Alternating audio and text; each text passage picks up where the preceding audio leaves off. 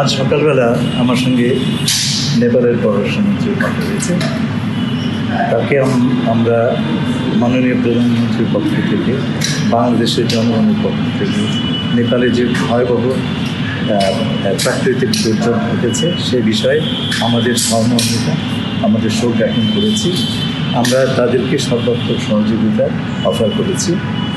মন্ত্রী মহোদয় আমাকে বললেন যে তারা এখনও অ্যাসেস করছেন যে কী কী ড্যামেজ হয়েছে এবং কী ধরনের সহায়তা তাদের প্রয়োজন, এবং আজকে সন্ধ্যা কিংবা কালকের ভিতরে তিনি বিষয়ে আমাদেরকে জানাবেন।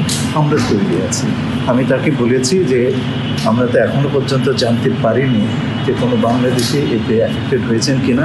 যদি হয় তাহলে পরে আমাদেরকে জন্য জানান এবং আমরা তাদের সঙ্গে সম্পূর্ণভাবে সহযোগিতা করব।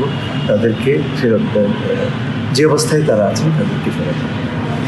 আর আমাদের কোনো ফ্লাইট রেডি করা হয়েছিল সেটা হচ্ছে ওনারা যখন বলবেন তখন তো আগে থেকে তো করা যাবে না, কিন্তু আমরা প্রস্তুত আছি। কোনো বাংলাদেশি এখনও আমরা কারো নাম পাইনি।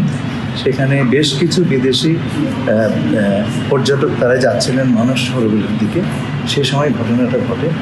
তো বাংলাদেশি কারো খোঁজ পাওয়া গেলে জীবিত বা মৃত অবস্থায় আমরা তাদের সঙ্গে সর্বাত্মক সহযোগিতা করব এই বিষয়ে যথাযথ ব্যবস্থা নেওয়ার জন্য, এবং তাদের পররাষ্ট্রমন্ত্রীও একই সেন্টিমেন্ট।